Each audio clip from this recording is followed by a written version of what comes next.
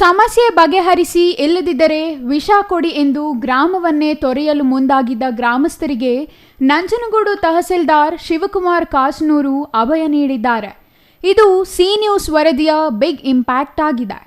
ನಂಜನಗೂಡು ತಾಲೂಕಿನ ದೇವರಾಯಶೆಟ್ಟಿಪುರ ಗ್ರಾಮದಲ್ಲಿ ಕಳೆದ 20 ವರ್ಷಗಳಿಂದ ಮೂಲ ಸೌಕರ್ಯಗಳಿಲ್ಲದೆ ಮಳೆ ಬಂದರೆ ಮನೆಗಳಿಗೆ ನೀರು ನುಗ್ಗುತ್ತದೆ ಎಂಬುದು ಸೇರಿದಂತೆ ಗ್ರಾಮದ ಹಲವಾರು ಸಮಸ್ಯೆಗಳ ಬಗ್ಗೆ ಸಿ ನ್ಯೂಸ್ ಬೆಳಕು ಚೆಲ್ಲಿತ್ತು. ಅಲ್ಲದೆ ಕೊಳಚೆ ನೀರು ರಸ್ತೆಯಲ್ಲಿಯೇ ಹರಿಯುತ್ತಿದ್ದು ಸಾಂಕ್ರಾಮಿಕ ರೋಗಗಳು ಬರುವ ಆತಂಕದಲ್ಲಿ ಗ್ರಾಮಸ್ಥರು ಬದುಕುತ್ತಿದ್ದಾರೆ. ಗ್ರಾಮದಲ್ಲಿ ಸರಿಯಾದ ಚರಂಡಿ ವ್ಯವಸ್ಥೆ ಇಲ್ಲ. ಗ್ರಾಮಸ್ಥರು ಓಡಾಡಲು ರಸ್ತೆ ಇಲ್ಲ. ಇದ್ದ ರಸ್ತೆಯನ್ನು ಪ್ರಭಾವಿ ವ್ಯಕ್ತಿಯೊಬ್ಬ ರಸ್ತೆಯನ್ನೇ ಬಂದ್ ಮಾಡಿ ಗ್ರಾಮಸ್ಥರಿಗೆ ತೊಂದರೆ ನೀಡುತ್ತಿದ್ದಾನೆ. ಸ್ವತಃ ಗ್ರಾಮಸ್ಥರೇ ಚರಂಡಿ ನಿರ್ಮಾಣಕ್ಕೆ ಮುಂದಾಗಿದ್ದರು.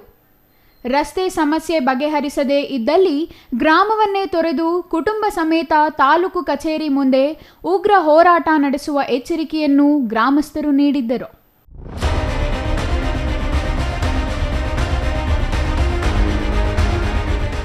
ಈ ಬಗ್ಗೆ ಸಿ ನ್ಯೂಸ್ನಲ್ಲಿ ವಿವರವಾಗಿ ವರದಿ ಪ್ರಸಾರ ಮಾಡಲಾಗಿತ್ತು. ಇದರಿಂದ ಎಚ್ಚೆತ್ತುಕೊಂಡ ತಾಲೂಕು ಆಡಳಿತ ಅಧಿಕಾರಿಗಳ ಸಮೇತ ಗ್ರಾಮಕ್ಕೆ ಭೇಟಿ ನೀಡಿ ಪರಿಶೀಲನೆ ನಡೆಸಿದ್ದಾರೆ. ಕೊನೆಗೂ ಸಿ ನ್ಯೂಸ್ ವರದಿಗೆ ಸ್ಪಂದಿಸಿದ ತಹಸೀಲ್ದಾರ್ ಶಿವಕುಮಾರ್ ಕಾಸನೂರು ಅಧಿಕಾರಿಗಳ ಸಮೇತ ಗ್ರಾಮಕ್ಕೆ ಭೇಟಿ ನೀಡಿ ಗ್ರಾಮಸ್ಥರ ಸಮಸ್ಯೆ ಆಲಿಸಿದ್ದಾರೆ.